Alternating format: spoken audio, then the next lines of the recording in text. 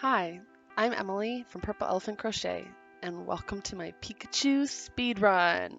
Really, it's a time-lapse video of me making a Pikachu stuffed animal. Pikachu is probably one of the most famous Pokemon, and of course, a favorite among many children, including my nephews. I don't know if he's their favorite, but he's definitely up there because he is the star of every Pokemon show. So right now I'm working on making the head and the body of the Pikachu stuffy, and normally in most stuffies that I've made, the head and the body are usually separate and you have to sew them together. And honestly, sewing all the pieces together of any stuffy is one of the things just because you have to get that placement right. And you'll see later as I have to sew on the ears and the arms and the legs for this one that, it can take a while to get the placement down right. So if I don't have to sew the head to the body, perfect. Also, I think that the pattern for this, which is from a book called Pokemon Crochet, and I'll leave a link for Amazon in the description for it, the pattern for this, it works out really well because Pikachu doesn't really have much of a neck to begin with. So sewing on the head to the body, it would probably look very much the same anyways, except with a definite line of where the sewing happened. So in this case, you're making it all one, and you're showing kind of where the separation between the head and the body are by decreases and then increases again. So that decreases are where it kind of sinks in a little bit, it cinches, and then the increases are where it comes out a bit again. And then you add length by just adding row after row after row. So the body took the longest time for me to finish, especially for this project specifically because I did all of it while recording in time-lapse video. So I couldn't just sit on the couch and work on it like I normally do and just watch, a movie or TV show. So at this point, it has been stuffed. Stuffing is one of the most important things because you want to make sure it's stuffed all the way and that it's not overstuffed. So there's a fine line between too much stuffing and just the right amount of stuffing. And you want to get as close to that line as possible without going over, because if it gets overstuffed, you're going to see the stuffing through the stitches. They're going to pull apart slightly and you're going to see the stuffing through there. And that is my biggest pet peeve. I've done it before and it bothers me every single time. Usually it's just a little bit, I notice it, and the person I gave the item to doesn't notice it because they're usually a kid.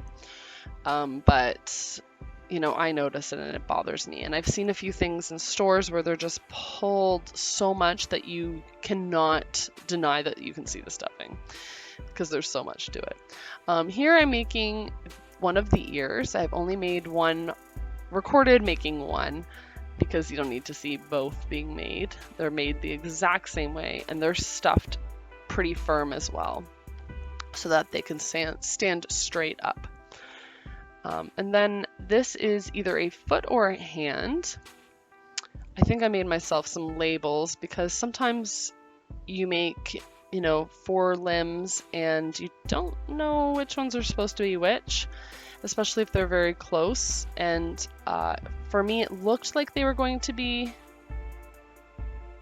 very close in the same style, but then when I actually made them, I realized that they didn't look at all alike. So I didn't really even need the labels because they were created very differently. Just in the picture, I couldn't really tell 100%, but once they were made, I was like, oh, they don't look at all alike. I definitely know which ones are the arms and which ones are the feet. And again, I only made or recorded making one of each just because it's the same method. And you leave a long string to attach them. And for one of the feet, I forgot to leave a long string. So it's long enough. It works. It did the job, but it was a little tricky. This is the stripes on Pikachu's back. He has 2 brown stripes right above his tail, and they're very simple to make. Just a chain and single crochet across. And this is the tail. This is making the tail. And the tail is made like a rag doll.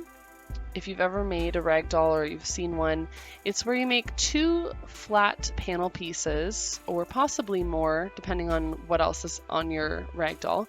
But the body of the rag doll, and the whole point is that there's 2 pieces made flat, so back and forth, turning and all that stuff.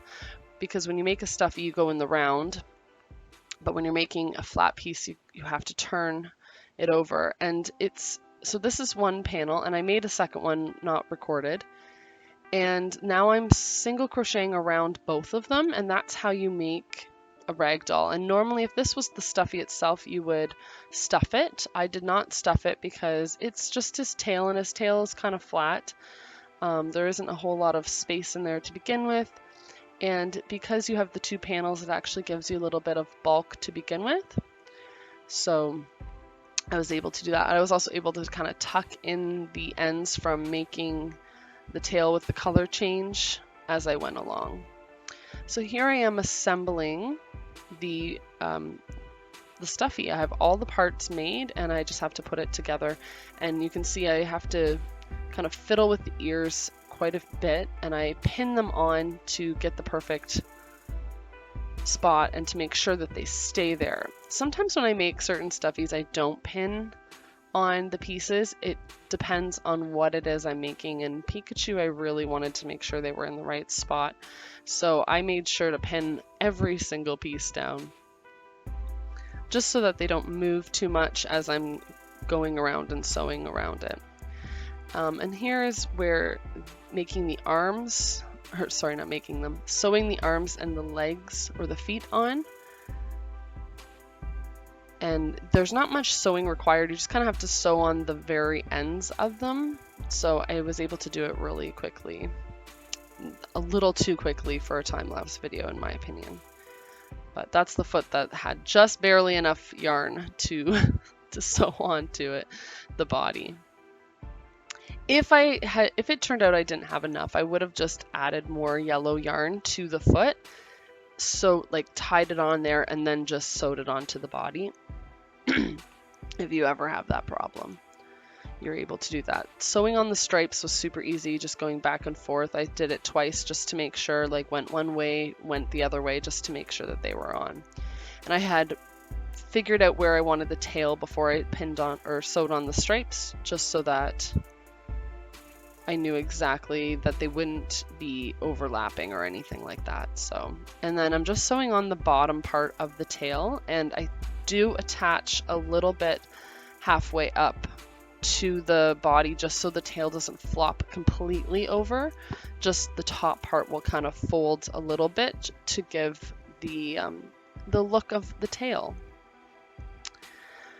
Making the nose and the mouth the nose was easy, but the mouth was actually a bit of a challenge. I think this was my second attempt making it, just because it wasn't looking right the first time. You have to get the placement right and all that. So these pieces, the eyes and the cheeks, are made of felt, and I cut them earlier, and now I'm just hot gluing them on. And you can use craft glue as well, but I prefer hot glue if I can, just because I know it'll stay. And there's my cat who likes to share. And then the finished product. I wanted to show you it in real life, you know, how you can kind of cuddle with it and the size and all that. So thank you so much for sharing this journey with me. I really appreciate it. Please like and subscribe for more.